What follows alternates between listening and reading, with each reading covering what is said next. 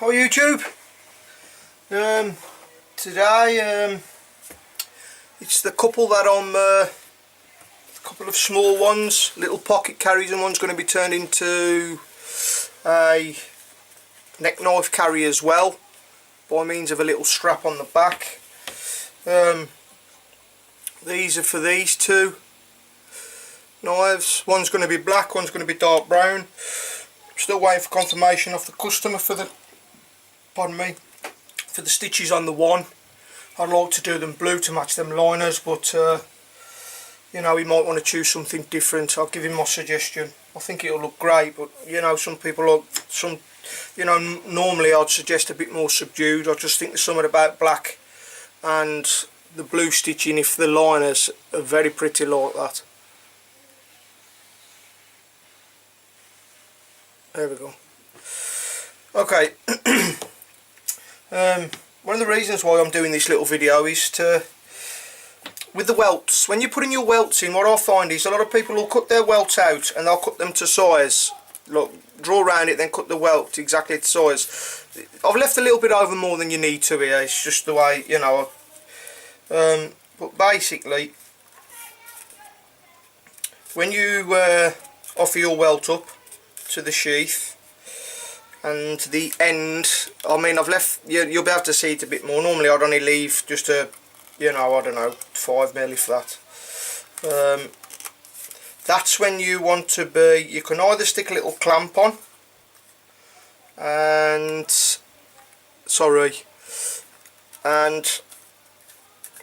or just grip it with your fingers and then draw your line for your welt, rather than cut it out first, because sometimes you'll cut it a little bit short and it will be just underneath, and that's not good. So basically, when you've cut it out, always cut your welt a little bit longer than it needs to be. Offer it up inside, get it all neat to the edge, bring it right to where it needs to be, make sure the bottom's there, trim a little bit off at the extra ear to give you a little drain hole, and then draw your line. You can always cut it again a bit higher and then come down a little bit more, and you've offered the knife in. It's just a better way of doing it than cutting it, drawing it all out, drawing this on your leather, cutting it out, and you might come up a little bit short. If you do it that way, you'll always have it to the perfect contour of that top of that particular sheath. I mean, even though I've tried to keep these pretty much exactly the same, there will be very slight variation between the two welts. So we'll cut that one off. We'll make sure we keep these two together. This will need trimming a little bit here, but I'll probably do that when it's glued up. I always like to leave the welt over when everything's glued up, just over there, just a little bit, so when you come to sand that down and cut that down, you're not sanding into the sheath, you're just nipping that up to the sheath. Hope that makes sense. Okay, so that'll be for that one. This one will be a little bit shorter, you'll see what I mean. We'll offer it up inside.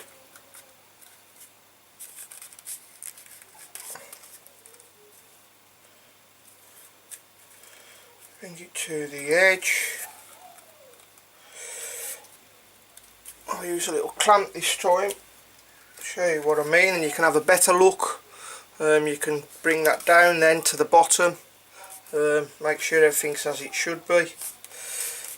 Take your pencil, pen, whatever you use, scratch all, make your mark, take your clamp off. I try not to leave these clamps on too long as well with this type of procedure, because it does mark the leather, even though I've put, you know, big pieces of leather on those clamps to stop that happening, you know, just through the sheer pressure. That's why I always keep very small ones. Whoops, really my drink. Very small ones too. This has got even softer stuff inside. It's like sponge. And then I've got really tiny ones, you know, if I want to hold something together, but I don't want it to mark the leather at all. I have a couple of commissions that I'm going to go through you with. I make a lot of sheaths for a martial arts customer as well, who makes martial arts equipment and tools. If I can just see where it is. Excuse me. This is one of these, I think this goes on a long pole. These will be this colour. This is where I'll have to keep things very clean, tidy, my hands spotless. I've got 3 or 4 of those, I can't remember to make. I also do it's a different shaped one. I can't think of the names of them now. It's I'll try and remember the names of these type of tools. Anyway, so I'll try and bring you along for them as well. They're different, no dye, nothing. A different way of stitching, very clean, very precise, and just natural leather with just a finish on. So just cut this out. Okay, so that'll be for that one.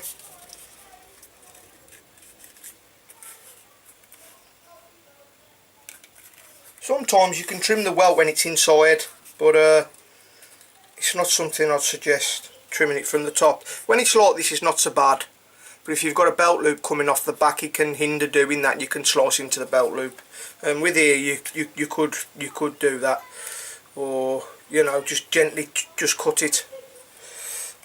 Anyway, that's those two.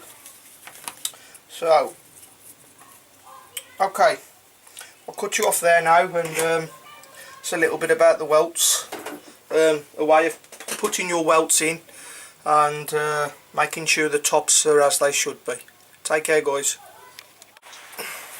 Well guys, I've just finished the little attachment for the back of his pocket slash neck carry.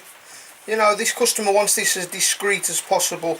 You know, I didn't want to go putting big holes in and stuff like that. What he'll be able to do, I've used a bit of bungee here, which is this is the same size as paracord. Saved me running up and getting it from the house.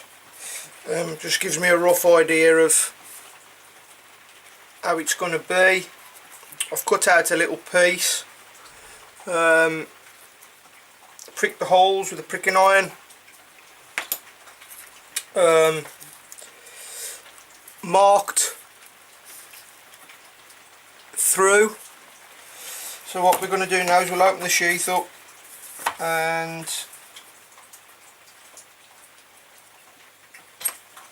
I could either use these existing holes, which I might think,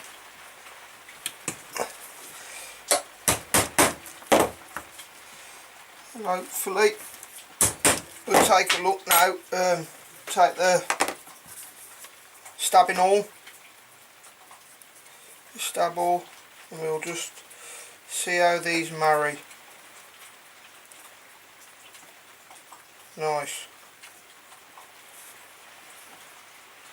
Okay, so I'll just leave that there a minute. I can reposition this. Sorry lads. There we go. So they're in okay.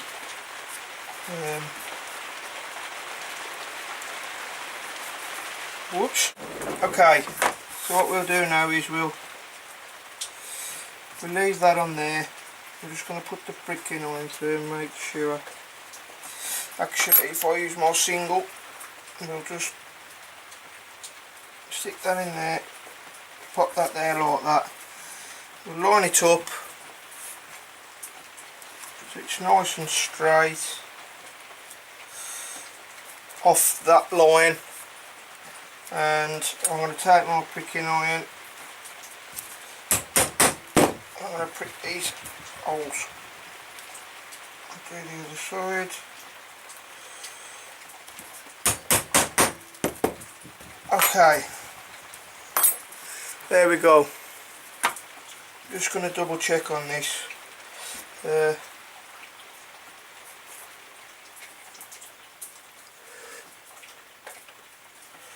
Just take a needle. We'll just make sure that these holes are going to. There we go. Sometimes they can go just out. See. Okay. After you've done them, they can go just out. So What we'll need to do now is we'll need to sew this. This one's dark brown, black stitching.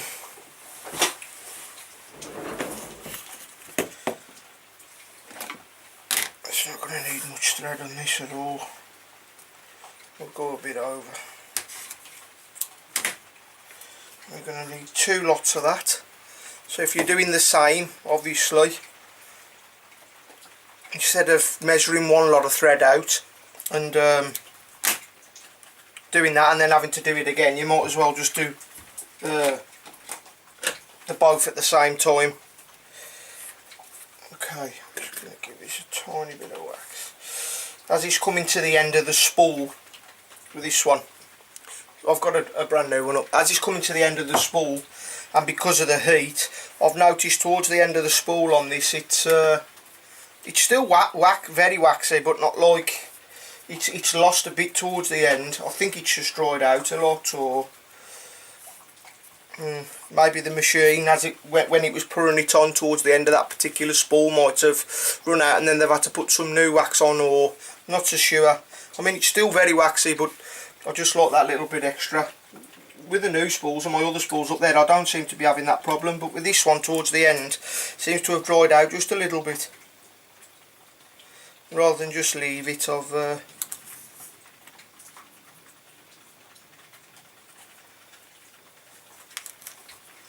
right.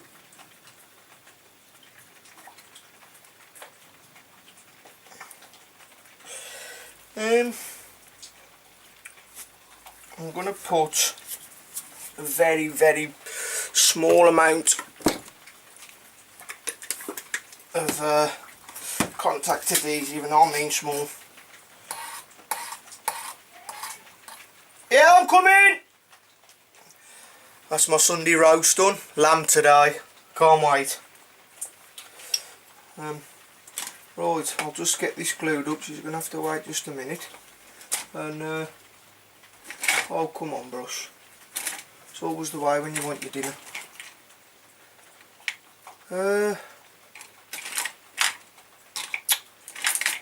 There we go. Okay.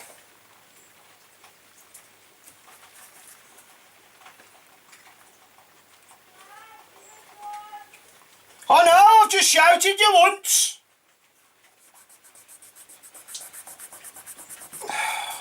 More editing.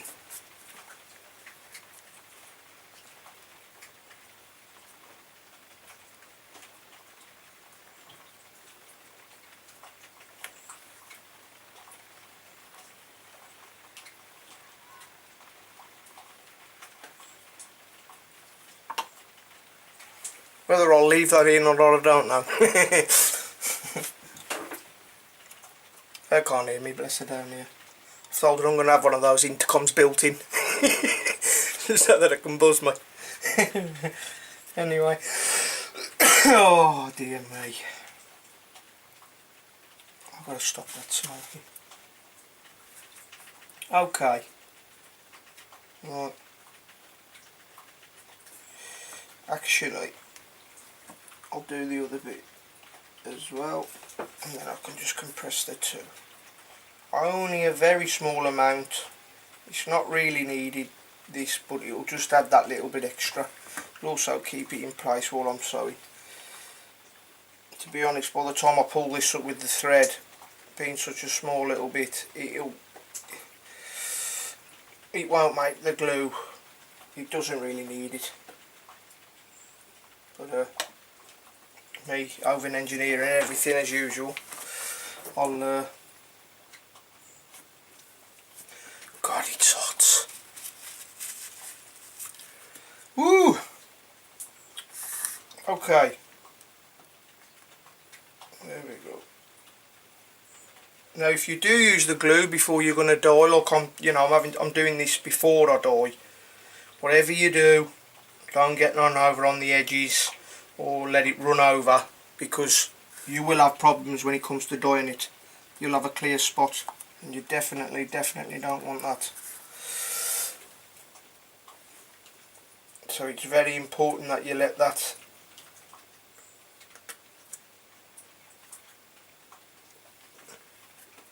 I'm just making sure the holes are going to marry before I tamp that down.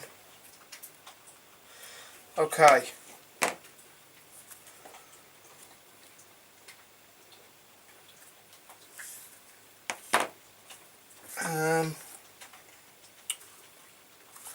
Yeah, there should be enough room under there. What I'll do is, when this is gone, and it's a bit damper with the dye,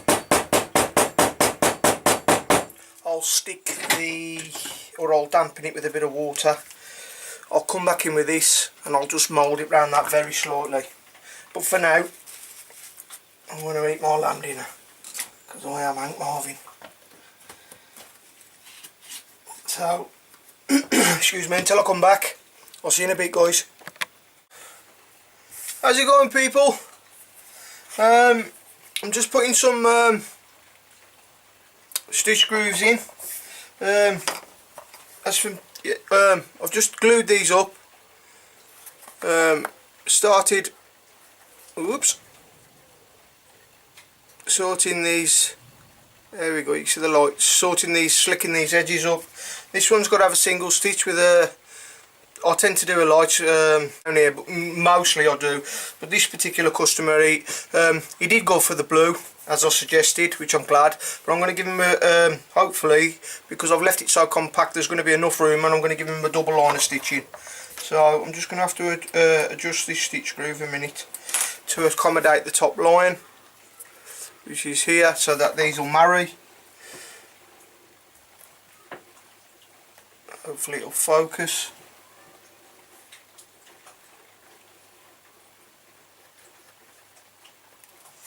Okay, adjust this again, try and find that line and bring it up to it. Okay,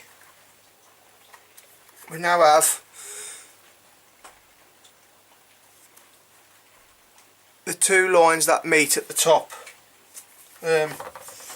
Once I've painted those in, zoom you out just a tad. What I've got to try and figure out now is how this second line's going to sit. There's not much room here for manoeuvre, so these are going to be a little bit tighter than I would have liked, but yeah, that's going to have to be that. Okay, here we go.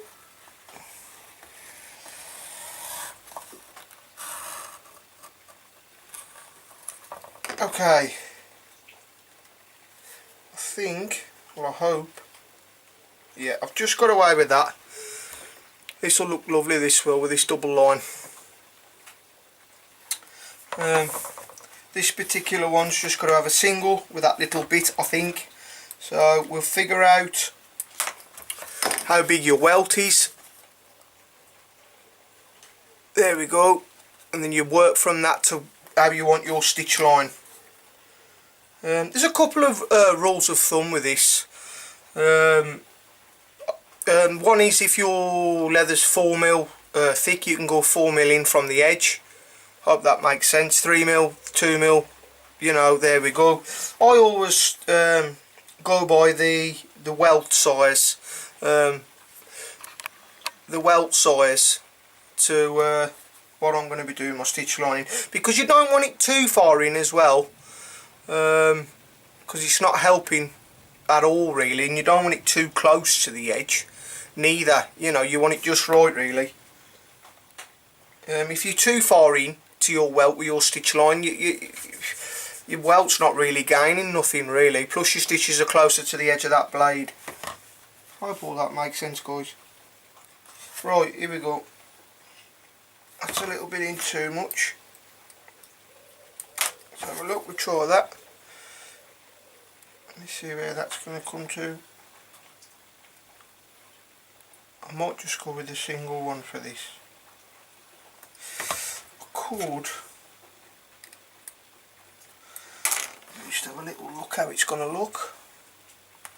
How close it'll be. I'll try and go normally centre. I think I'm going to go with that. No, I'm going to go just a little bit in, just a little bit more.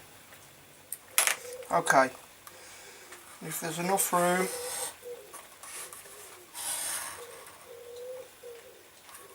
If you've noticed as well, when I'm doing these, I use my thumb as a stopper. So when I'm coming up, I know I'm not going to come riding off that line and ruining this, because these two obviously have got to come together as one. The top line, that one and that one's got to come together as one. So as I'm using this stitch groover, as I'm coming around, if you'll note, I don't know that you've noticed, as I'm coming up with it, I'll always put my thumb at the end. I know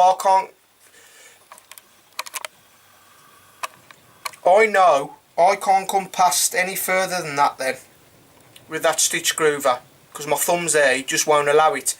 So I know I'm not going to override, and I use my fingers a lot for these type of tasks.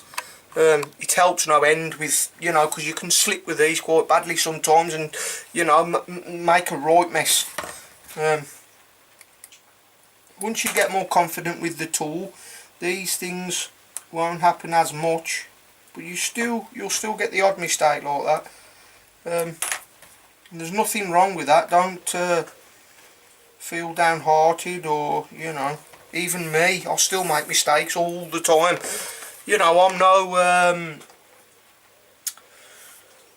you know, definitely not the best leathersmith in the world, or you know, I've been doing it a while, and but I'll still learn with this every day. Each new commission I'll do, I'll learn something from it.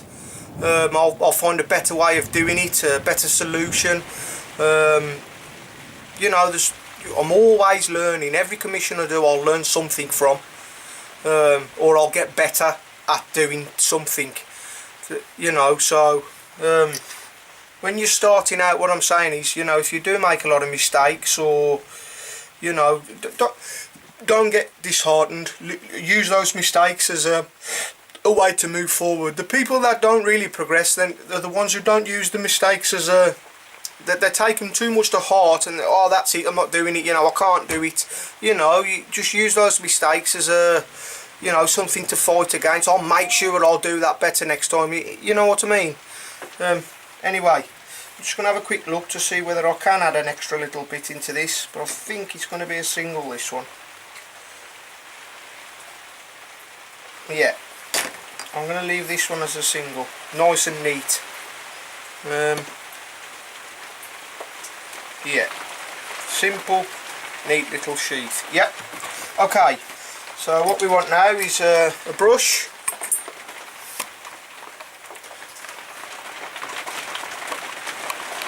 some water, a little bit of water. We'll start marking, and just gently, come on, focus. If you can hear the rain, guys, we're having a right storm here in the UK. We have had for the last 3 days, near enough, all night, all day, constant rain. That's thunder you can hear in the background. But if I'm being really honest with you guys, it's been a refreshing change. I've really enjoyed it, to be honest. It's you know, it's been so hot in here. It's, you know, without my fan, I don't know how I'd cope. It's been driving me potty. Okay. Sorry if I'm just out of frame as usual. I tried to zoom you in. Sorry if you can't hear me due to the rain. Excuse me, this is number 6. I've done that one last with the water, so I'll do this one first.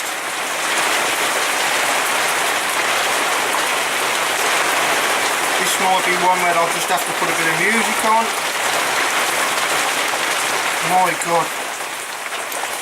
Okay. Don't want too close to the edge, because I'm a little hole, which I'll just accentuate.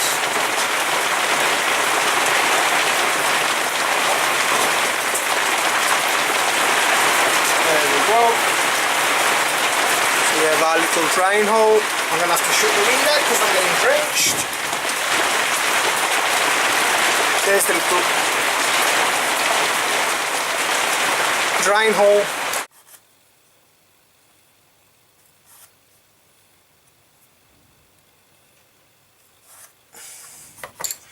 Okay, we'll do the back now.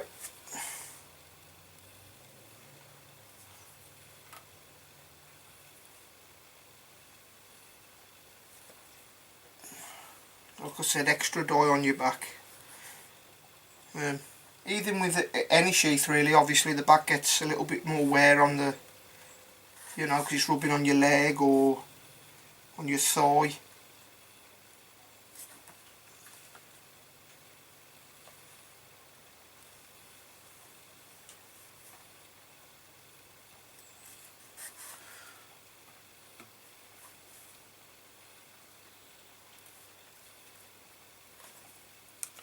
I hope some of these videos, guys, have inspired you to maybe have a go at this dyeing art, and it's helped you out a little bit. You know, carry on doing them as long as people are enjoying them, and I know that people, more importantly, are benefiting from them, and they're gaining some knowledge, and it's helping them out with their leather goods, because that's what I started to do this for, the leather side. Obviously with the knife side, I just wanted to bring you along from for the journey of watching me progress through it. You know, I'm looking forward to keep doing that, and you know, I'm looking forward to you guys seeing me, you know, hopefully get better at it and start making better and better knives and stuff like that. Right guys, okay, what we'll do now is whip these edges off.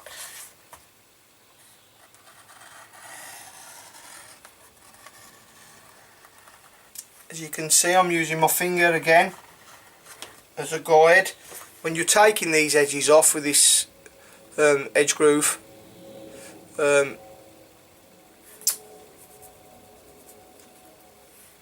you want to try and do it, if possible, all in one go. I think I explained that to you on one of the other videos, but if you can, take your time, same even pressure. Start, try and keep that even pressure, work your sheath round, gently, gently. What you're looking for is an even, consistent piece of leather that you've actually skived off the edge, basically, all as one. So it makes it very neat. When you come to burnish the edge, if it's all higgledy-piggledy and you've chopped a bit off and there's a lesser bit off there and there's a bigger chunk off there, because it's easy to do with, you know, you'll find when you're burnishing, it'll make those little dips and stuff even worse.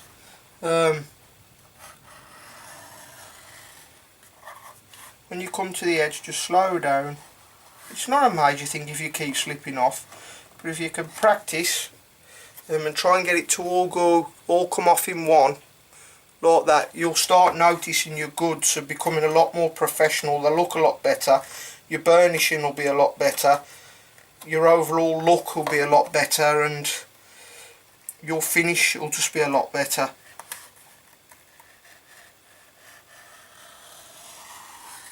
There we go.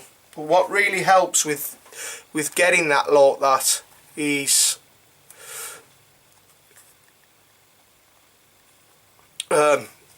keeping these razor sharp, and hopefully next week, if I get a chance, I'm going to do a tutorial on sharpening these and keeping these tip top.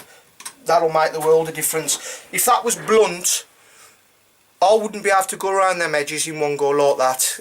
It'd start, stop, and I'd end up doing it in little pieces. You wouldn't, because there's when I use my tools, like those in particular, there's hardly any pressure at all. It's just like going through butter around there. It's, you know, when you're using these, if you're really fighting with it and you're really pushing and you're having to push really hard with these, they're really need a sharpening. They're very they must be quite blunt, because when these tools are really sharp and they're done properly, that they go through this leather like it's nothing. You feel hardly any resistance at all. Um, right guys, these are now ready for sewing. I'll probably just pop one in and start sewing. Well guys, it's another two drawing to a close.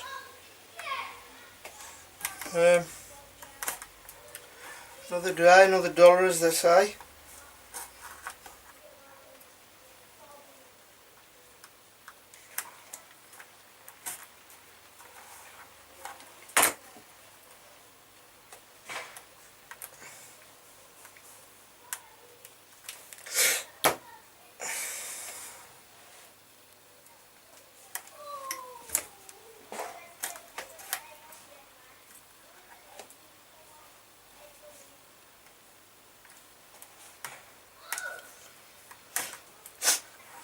All that's left for these now is dye the edge,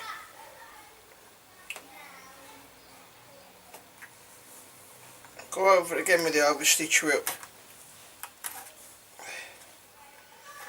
clean the threads up, and we have another two done.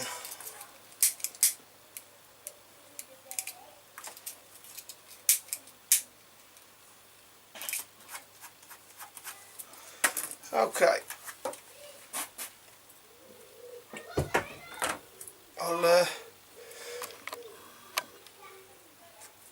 just clear some of this mess up a second.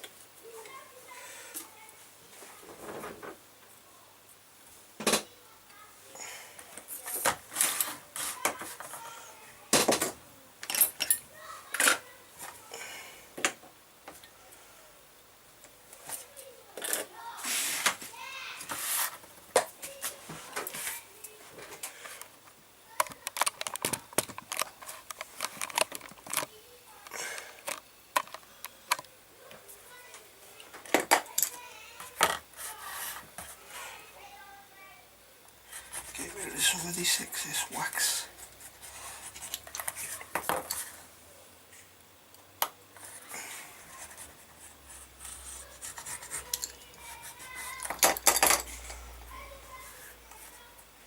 Okay, right guys, there we have, that's the one with the blue stitching. Looks great. What I could do is I'll do the edges, I'll put the finishes on, and I think, or I'll probably do the edges. I normally leave the finishes till the next day, and probably put the finish on this one, and I'll bring you back.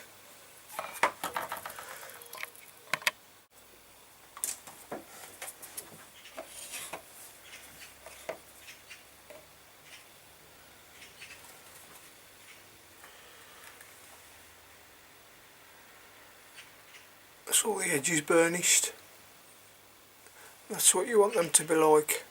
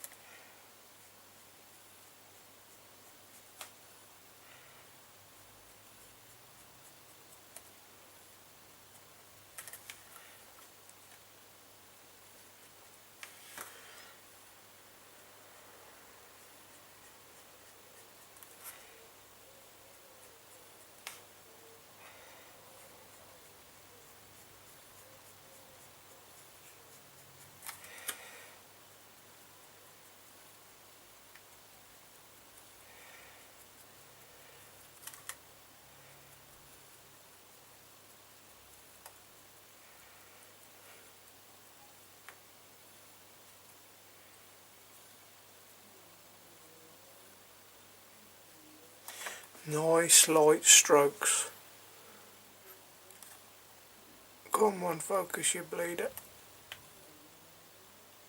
There we go. That's what you want your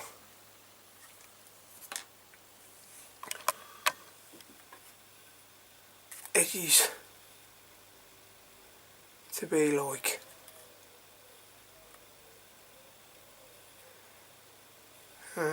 This is how I apply my finish, or one of them anyway, depending on the application. These will only need Caranuba. If I make a sheath and it's going to be worn outside, it's going to be in all weathers all the time, I'll use a product called Snow Seal. It's a great product for adding water resistant. There's nothing you'll get that'll make it waterproof, but it certainly helps. The water really beads off when you apply that to your leather goods. It's a great product. I use a lot of different products. I use a lot of saddle soap for stuff, and I use some Resolines. I use tank coat for certain stuff. We'll go through that on one of the other videos. And right, I use 2 lots of brushes to zoom you out again. One lot that I call my dirty brushes, and one lot that are my clean brushes. That's why this one's all marked, so I know the difference between the two. Right, this is just Caranuba cream. Caranuba, however you want to pronounce it. Right, we dab it on. Don't hang about when you're applying this Caranuba cream. Don't let it sit too long in one place. When you put it on, just get it straight on and try and get it all over as best as you can. Otherwise, it's not so bad with a black product like this. It doesn't really matter so much. But if you was to do that on something like saddle tan or a light brown or something like that, you would, if you let it hang about, you'll find that part will be a lot darker than the rest, even when it settles. Anyway, take the brush then. I'll get some of this Caranuba out the stitch line.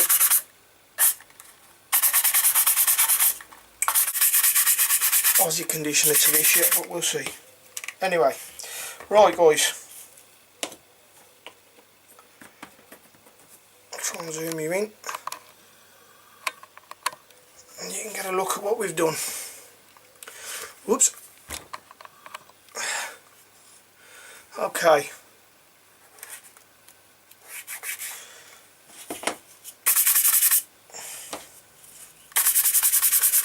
Okay.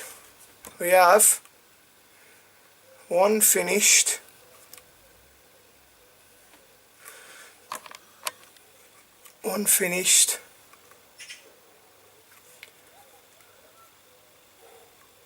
double stitched pocket sheath. The retention, amazing, but on the same hand, as I've explained many times, very you hear that slight pull, super important. Battery's about to go. That was for this one, little Damascus Skinner. In we go. I hope you can hear that sound. That's no chance of it coming out, but very minimal effort to retrieve it for deployment. There we go guys, all neat, all nice. It's just what you want. Okay, till the next one guys. Hope you've learnt a little bit from this one. Take care of yourselves. Bye for now. Lee.